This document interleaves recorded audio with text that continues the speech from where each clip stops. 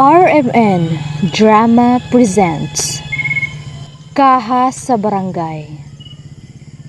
Unsa na pud kaha ang mga estilo sa mga lider sa barangay? Kwarta,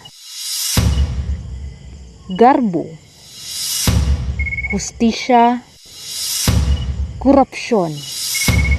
Kini ang Kaha sa Barangay.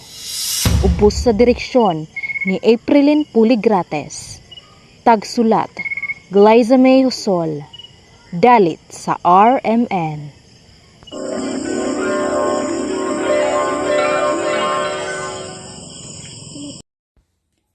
Sa Barangay San Miguel, gitigom ang mga residente alang sa report sa proyekto sa barangay. Apan aduna sila'y madungog nga isyu. Nawala kuno ang kwarta gikan sa kaha sa barangay.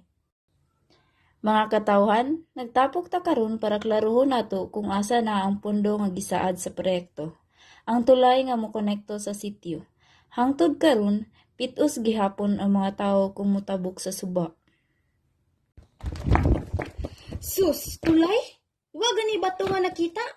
Ang akong tiil hapit na malusno permi kay bagtawid ko sa sapa.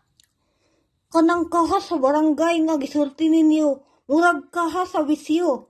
Kusog kaayo mo kaon og kwarta, pero buhay ikabuga nga proyekto.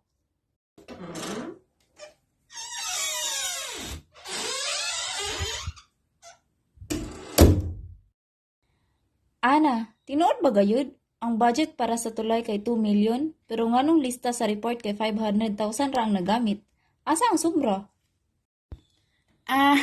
Katong sobra, gidivert para sa emergency funds. Kamu baya sige reklamo nga walay tambal sa health center. Pero sa health center, ang tambal para sa timor ra kutob. Ang resita, inom tubig ug ampo. Asa naman ang emergency funds? Ana, ang problema di tambal. Dili tubig kun dili inyong bulsa nga nay tambok kaysa sa among kaon. Kami dili mangayo og milagro. Gusto lang namo makita ang resibo, ang ebidensya kay mao gyud nay hustisya. Ang resibo napas sa accountant basin na late og submit per naara jud to. Kada pangutana naara, kada proyekto naara, mao ding gitawag dag naara system. Ana, katong kaha sa barangay, dili ka sa sagilanon lang. Kay ang tan-aw ang kaha wala sulod. Mao bitaw, sakto lagi to. Lagi. Mao gani. Hi. Sige na lagi, sige na. Ang kwarta, nadri sa bangko, pero dili pa marilis kinapa ko ni per mga kulang. Di naman may mga ignorante, ang mga tao karon kay bawo lang sa pag-check sa pundo. Ang imong mga pulong, puro palusot. Bangko? Basin bangko sa imong sala. Nay kahon nga pula og puno sa kwarta. Ayaw ninyo binuangi ang katawhan, ana. Kami ang nagbutang ninyo diha. O kami pud ang bangon batok ninyo kung mapadayon mo sa korupsyon.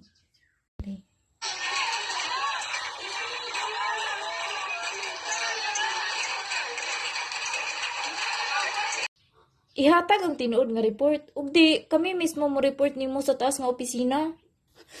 Ayaw intang. Kay kung magawas ni, basin mawala ko sa akong trabaho. Ana, mas maayo pa mawala ka sa trabaho kaysa mawala ang tibuok barangay sa paglaom. Sa kahayag sa hapon, mas klaro pa ang kamatuuran, ang kaha sa barangay. Walay unod gawas sa mga bakak. Apan ang katawhan dili na magpatuo. Sa ilang paghiusa, nagsugod ang bag-ong hagit, ang pagpangayo ug tinuod nga hustisya. Hustisya! Hustisya! Hustisya!